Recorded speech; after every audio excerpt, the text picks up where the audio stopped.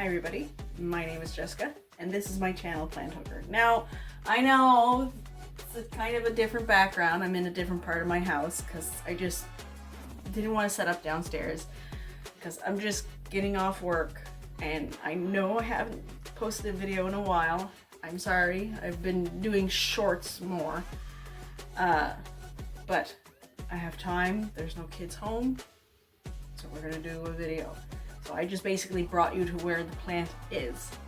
So I'm going to introduce you to my pancake plant, or Chinese money plant, Pilea peperomoides, UFO plant, left seed plant, missionary plant, friendship plant, and pass along plant. This guy's got very many names, but he is absolutely gorgeous. Now, full disclaimer, this is my third pancake plant. I know I've killed a couple, I'm sorry. My first one, I actually got that one in a trade about 2-3 years ago. I had accidentally bought a toxic plant because I didn't know syngoniums were toxic at the time. So I had a syngonium creamsicle, and Gwen was all over that like white on rice. So I had to give it away. So I traded that along with a baby spider plant for this guy. Or one of this guys. That one died. Let's see what happened. There was a couple of things that happened. It had gotten attacked by thrists, and then I brought it back. And then I was dog sitting and the dog had knocked it over and it broke in half. So it had broken in half like along here. So I just took this part, put it back in the ground beside it, and it started growing again, and then the dead stump started making new growth. And I thought, oh, everything's great, it's gonna do well, we're gonna survive and whatnot. And then I went to Sydney for a day and I got home and the cats ate it because I forgot to replant their cactus. So that was their way of saying, Mom, you brought it upon yourself. The second one, I actually bought that one. That video was my first Port Hawkesbury trip plant shopping video, and it was only this teeny tiny thing, and it died due to lack of water because I went to work and it was super busy that year and I forgot to water it, and then it grew. This one I just got about, when did I get that one? September? I got this one in September of last year. And it's been doing fantastic. Like, it was small, and this one I got from L'Atelier Brio, the local flower shop. It's still in the same nursery pot. Like, this is a, well, that might be a little too much water.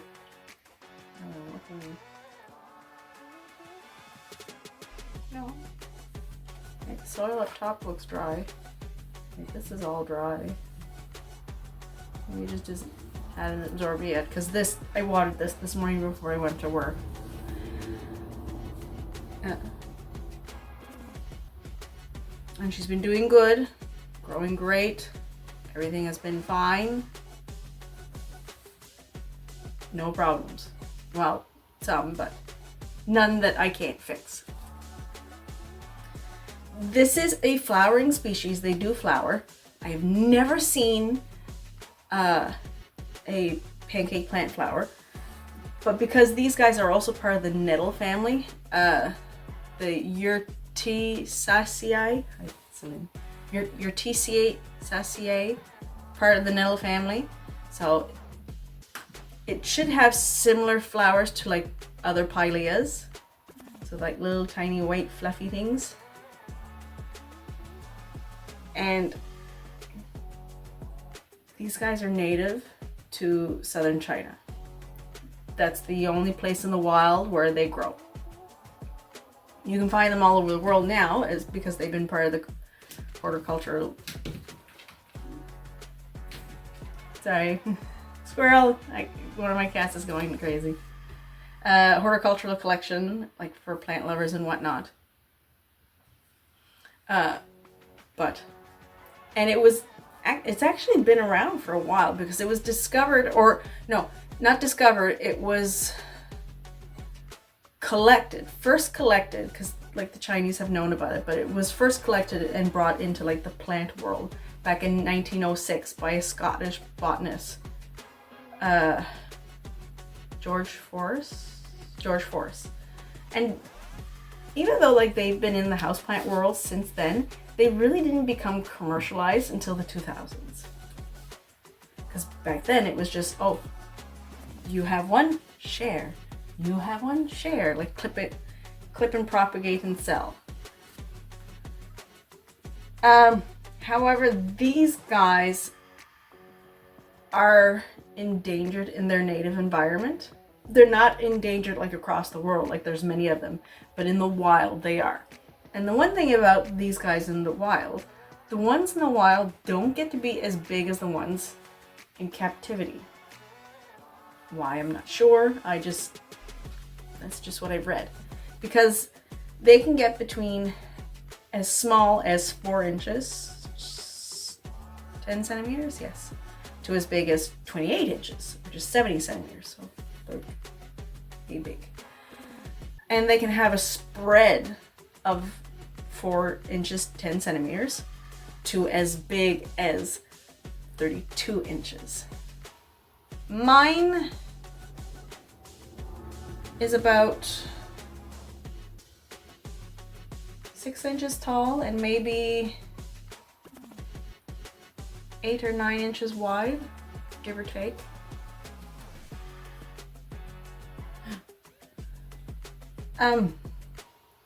There is also a legend about these guys, and I think it was the Chinese that had come up with this. But because it is a Chinese money plant, they say if you put a coin in the soil, you can actually boost the financial luck of the household. I think,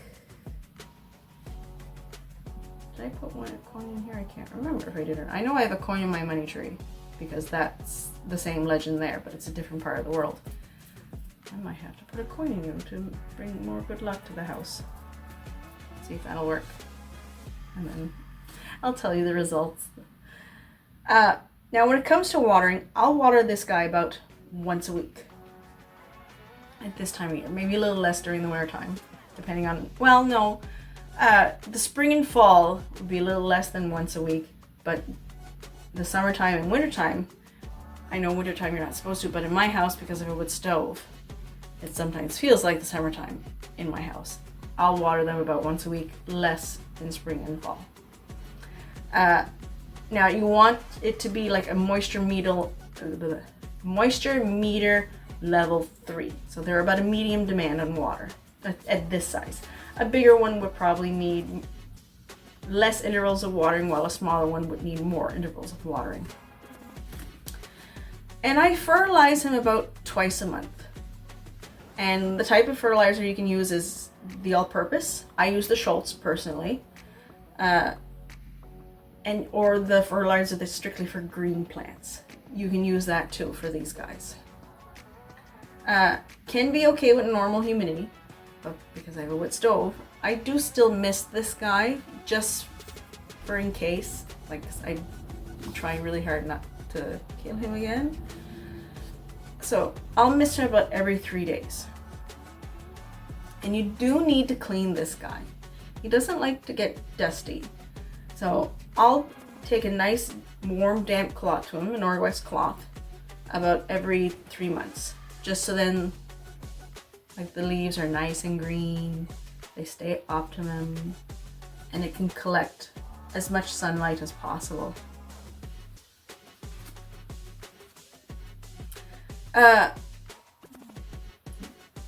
Part sun, part shade. He's not too happy in a south-facing window. I think that's one of the reasons why my second one passed. It was too bright for it, so it dried up too quickly. So he's here. This is a west-facing window. And he seems to do okay with it. But if you do have only a south-facing window, maybe pull him a little far back. And if it's an east-facing window, maybe do the same, have him right directly in it. North, I don't think he would be happy in a north-facing window. Because none of the Pileas I've ever had, like they prefer like a northeast or northwest facing window, but not directly north. They were not happy with the low lighting conditions. I've never put him in a north facing window, mostly because I didn't want to take the chance. Now when it comes to ideal temperatures, this guy prefers between 10 and 28 degrees Celsius. Now here on Cape Breton, he can only go outside between July and August. It is a tiny bit too cold for him for the rest of the year. He's not happy. And I think 10 is like the lowest they can survive in. I wouldn't chance it anymore. And as far as their hardiness zone, I'm not 100% sure what it would be, but considering that here they can only go out between July and August, I'm assuming it's like a 10 or higher. Maybe like a 9B, give or take. Or no, not 9B, 9A. 9A. When it comes to soil, now because I did not pot him or change his soil since I bought him, so I'm assuming it's just a regular all-purpose. It may even be the seed starting mix for all I know, because I know that's another type of soil that's good for them. But I have put like earthworm castings and my own aeroid mix. It's like perlite, orchid bark, and all-purpose soil, like just a little bit on the top, because the cats have knocked him over a couple of times. And he seemed to have done okay with it. Like, I wonder if I can take this over enough to where you can see. The soil's not too bad. He seems to be all right with it. Doesn't like drafts at all. Now, at night, with this window, I do take these, because this is my Thanksgiving cactus, or what's left of him. Cats kind of went a little nuts one day and knocked him over and broke a whole, like there was a bunch of stems here and they all broke off, and then when I tried to bring them back, they just died and shriveled up. This guy here is a big one that I bought, because this one makes red flowers. This guy makes pink. Or no, this guy makes pink flowers, this guy makes red flowers, and I wanted to have the two colors. So he hangs out here. I don't take him down, but I do take him out of the window during the winter time if it's going below 0 at night. Because this window, even though it's a brand new window, I find it still gets kind of cold. I don't want to take the chance. So I take them out during the winter time. If it's like one or more, I'll let them stay in the window, and I just kind of keep an eye on the heater to make sure that they don't get too cold. Now when it comes to pests, yes, the nasty creatures of our world, they can be plagued with thrips, aphids, mealybugs, and fungus gnats. I'm not sure about spider mites. I haven't heard of anybody having problems with spider mites in these guys, and I didn't have any problems with spider mites with these guys, so I can't say for sure. I know thrips for sure, and I've only been able to, and well, I did have fungus gnats in the old one, but mealybugs and aphids, I found those online. Now when it comes to like common problems, black spots, let's see, yeah, this leaf has it. On the edge there, you'll be able to see it better on the back of the leaf. No, it's not coming up black, but those are our black spots. They're not thrips damage. But if I can get a little closer, maybe if I do this.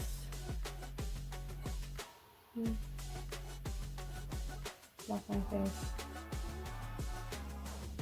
Yeah, those black spots are actually a bacterial infection.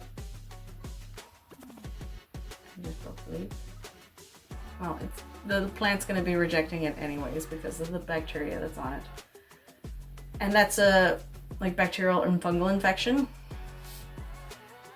How he got it, I'm not 100% sure.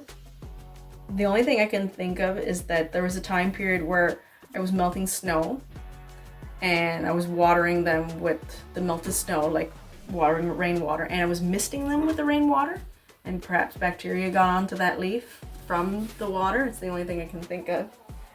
Yes, that's Eva. She's wanting attention. What? What?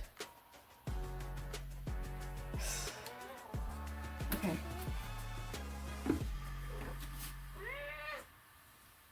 Oh, well, you're the one that wanted me to pick you up. Say hi. Okay. Sucky.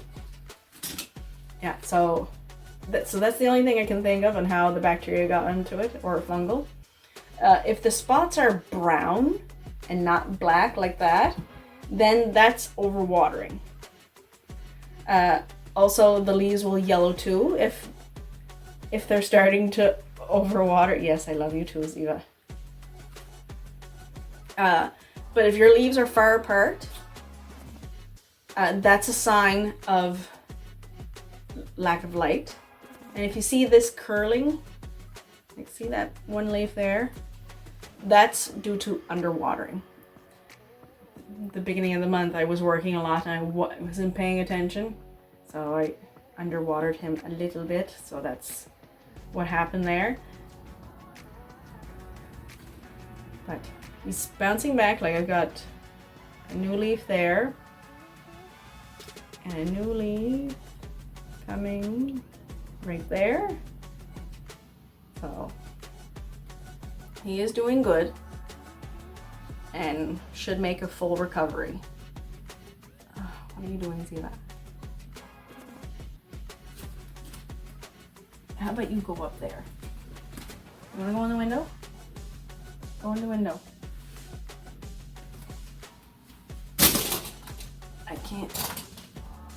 I can't work in these conditions. Ow. Okay. There, hang out there for a second. Okay. Sorry about that.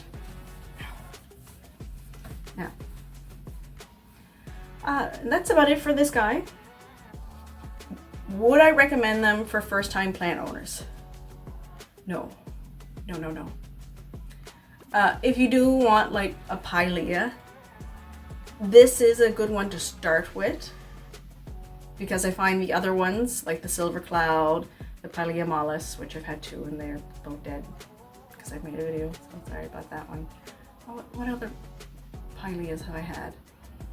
I've had the baby tears, which is another pilea. All my pileas have died because due to lack of watering and lack of humidity in my home, because they don't like wood stoves. But this one here tends to be like a bit of a cross between a pilea and a peperomia, which is why it's called peperomioids in its name, because it does kind of look like a peperomia a little bit. So I would probably say it's more of a medium plant, first time plant owner. Like if you had a couple plants, you've gotten really good, you're on a schedule, you're not missing anything, then yeah, I would suggest this to be a good plant once you've gotten into the plant hobby for like a few years. Or you're stubborn like me and you take 3 tries. So I would not recommend it for first time plant owners. But yeah, so if you like the video, give me a thumbs up. If you didn't like the video, you can always give me a thumbs down. Everybody has a right to their opinion. Do you want to say anything, Ziva? Do you want to say anything? No? Okay. They're not used to being able to go in this window because it's a little high up for them. and there's like nothing here for them to jump up on. So she's like all enthralled with being able to look outside from there. Yeah. So, and if you really like the video, subscribe. And as always, live long, plant on.